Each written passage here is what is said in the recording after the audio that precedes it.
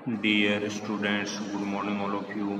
आप सभी का एक बार फिर से सर्वोदय पब्लिक स्कूल की ऑनलाइन क्लासेज में स्वागत है। प्यारे बच्चों, अपन पढ़ रहे थे अपनी पुस्तक के फर्स्ट पार्ट की 4th यूनिट राजनीति के जो आधुनिक अवधारणाओं के संबंध में जो आयाम हैं उसके बारे में, और उसमें अपना जो लेसन चल रहा था वो चल रहा था वैश्वीकरण व भारत। आज अपन जो देखेंगे वो देखेंगे भारत, ये जो लोक संस्कृति है और जो भारतीय जो सामाजिक मूल्य हैं उस पर वैश्वीकरण का क्या प्रभाव रहा है।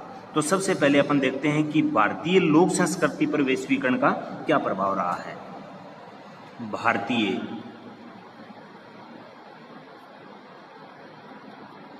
लोक संस्कृति पर वैश्वीकरण का प्रभाव। तो अपन देखते हैं कि जो लोक संस्कृति है, जो अपना कल्चर है, वो एक प्रकार से देश की विशिष्ट लोक संगीत एवं कला को क्या पहुंचा रहा है, नुकसान पहुंचा रहा है। साथ में अगर देखते हैं तो जो प्रादेशिक सांस्कृतिक गतिविधियों का जो उन्मूलन हो रहा है वो भी इसके अंतर्गत शामिल होता है।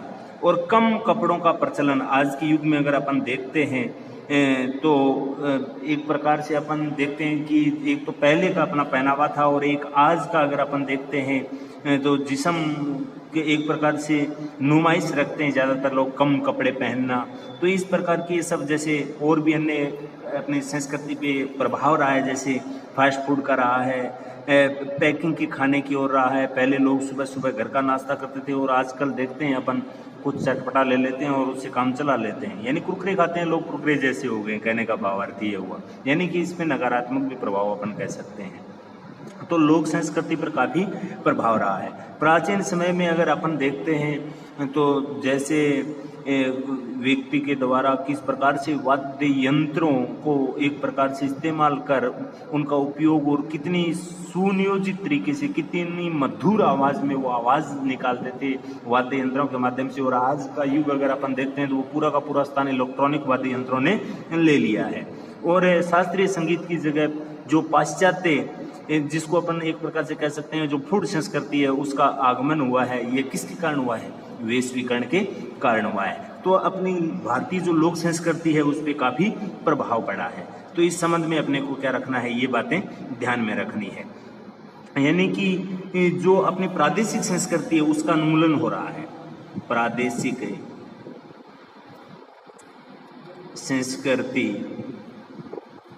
का उन्मूलन। साथ में अगर अपन बात करते हैं जो लोक वाद्य यंत्र थे उसकी जगह कौन से आ गए हैं? इलेक्ट्रॉनिक वाद्य यंत्रों ने उसका स्थान ले लिया है। साथ में अगर अपन बात करते हैं जो अपनी संस्कृति थी उसकी जगह जो पाश्चात्य संस्कृति है उसका आगमन हो गया है। तो ये लोक संस्कृति पे काफ़ी प्रभाव रहा है। अब अगर अपन बात करते हैं अपने सामाजिक मूल्यों पर क्या प्रभाव पड़ा है। सामाजिक मूल्यों पर वैश्वीकरण का प्रभाव।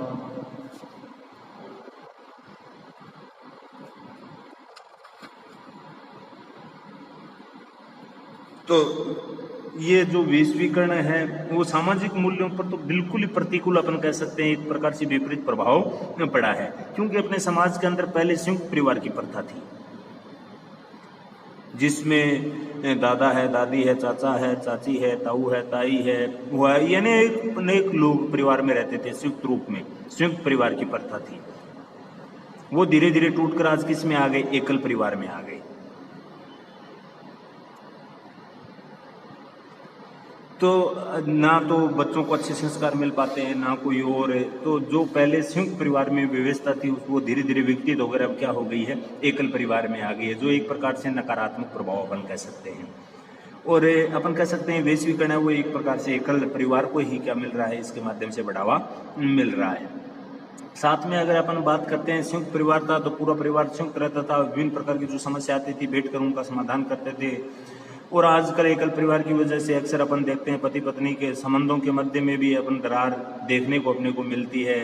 जो बुजुर्ग होते हैं अपने परिवार के अंदर, उसको एक प्रकार से बोझ समझा जाता है। नारी का वस्तुकरण है वो किया जा रहा है। और अपने परिवार का विशेषकर आजकल देखते हैं तो आपस में लोग सब बैठे रहते हैं, अपने अपने मोबाइल में सब व्यस्त रहते हैं। साथ में अगर अपन बात करते हैं, टीवी देखते हैं, मोबाइल चलाते हैं, इसके अलावा और कोई नहीं है।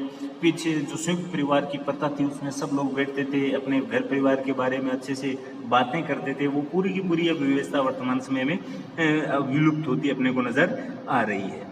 और जो एक प्रकार से प्राचीन समय में युवाओं की जो मान मर्यादा थी, उनके जो रीति रिवाज थे, उनके जो संस्कार थे, जो एक अपने संयुक्त परिवार में अपन सीखते थे, वो मौका आज के युवाओं को नहीं मिल रहा है। आज के युवा वो भ्रमित हो रहे हैं, मान मर्यादाओं का, रीति रिवाजों का सबका उल्लंघन कर रहे हैं एक प्रकार से, जो अपन भली भांति से अपने समाज के अंदर वर्तमान में देख सकते हैं। व्यक्ति का जो नैतिक चरित्र वो धीरे धीरे पतन की ओर जा रहा है। जो अपने आदर्श मूल्य थे उनका भी लगातार क्या हो रहा है, आरास हो रहा है। तो ये अपने को क्या रखना है, ध्यान में रखनी है। इसी के साथ अगर अपन बात करते हैं जो वैश्वीकरण के जो परिणाम हैं वो क्या निकल कर आए हैं, तो परिणाम में अगर अपन देखते हैं तो दो प्रकार के आते हैं। एक तो उपलब्धि के रूप में और एक क्या आता है, आलोचना के रूप में। सबसे पहले अपन देखते हैं कि वैश्वीकरण की उपलब्धि क्या है। वैश्वीकरण की उपलब्धियां, यानी कि अपने को वैश्वीकरण से कौन कौन से फायदे हुए हैं। तो जो विकासशील देश है उसकी जीवन प्रत्याशा लगभग अब क्या हो गई है, वैश्वीकरण के कारण दोगुनी हो गई है, जो एक प्रकार से उपलब्धि में शामिल है, क्योंकि भारत भी क्या है, विकासशील राष्ट्र है। शिशु मृत्यु दर है, मातृ मृत्यु दर है, उसमें क्या आई है, कमी आई है, क्योंकि वैश्वीकरण के कारण विश्व के अंदर जो स्वास्थ्य संबंधी जो सेवाएं हैं उनमें काफी सुधार हुआ है। इसी के साथ अगर अपन बात करते हैं इसके अंदर, तो ये जो लोगों के अंदर जो पौष्टिकता की जो मात्रा आती है एक प्रकार से भोजन के अंदर, उसमें भी कुछ सुधार हुआ है, क्योंकि पहले का खाना अलग था, आज का कुछ अलग है। और जो एक प्रकार से बाल श्रम है वो भी अब धीरे धीरे क्या हो रहा है, घट रहा है। और प्रति व्यक्ति जो सुविधाएं हैं वो अब वर्तमान समय में ज्यादा मिल रही है। पहले इतनी सुविधाएं नहीं थी जो आज अपने को मिल रही है। तो ये अपने को अपन कह सकते हैं कि वैश्वीकरण की वजह से क्या हुई है, सबकी सब ये उपलब्धियां हैं। अब बात कर लेते हैं इसकी आलोचना क्या होती है। वैश्वीकरण की आलोचना यानी कि उपलब्धियों में तो हो गया, जैसे शिशु मृत्यु दर है, शिशु व मातृ मृत्यु दर में कमी। साथ में अगर अपन बात करते हैं सुविधाओं में वृद्धि,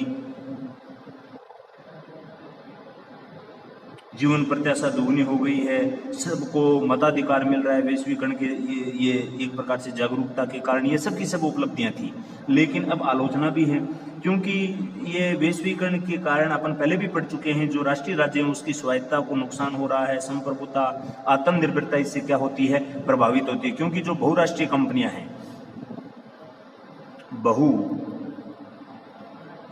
जो कंपनियां हैं, उनका प्रभुत्व लगातार बढ़ता जा रहा है। जो देश हैं दूसरे देशों पर निर्भर होते जा रहे हैं। तो अपन कह सकते हैं कि एक प्रकार से आत्मनिर्भरता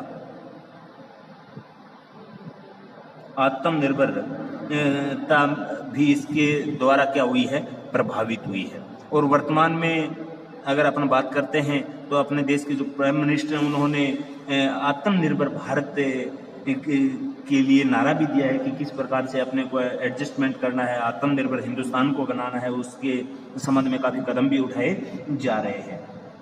और जो शक्तिशाली राष्ट्र है, जैसे अपन बात करते हैं अमेरिका है, यूरोप के कुछ देश हैं, तो उस पे एक प्रकार से उनका वर्चस्व लगातार क्या हो रहा है, बढ़ता जा रहा है। और उन जो शक्तिशाली राष्ट्र हैं, जो पावरफुल हैं, जिनकी जो इकोनॉमिक ग्रोथ है वो ज्यादा है, वो एक प्रकार से दूसरे देश उनके लगातार क्या बनते जा रहे हैं, ग्राहक बनते जा रहे हैं। और ये अपन कह सकते हैं कि वैश्वीकरण है ये एक नव उपनिवेशवाद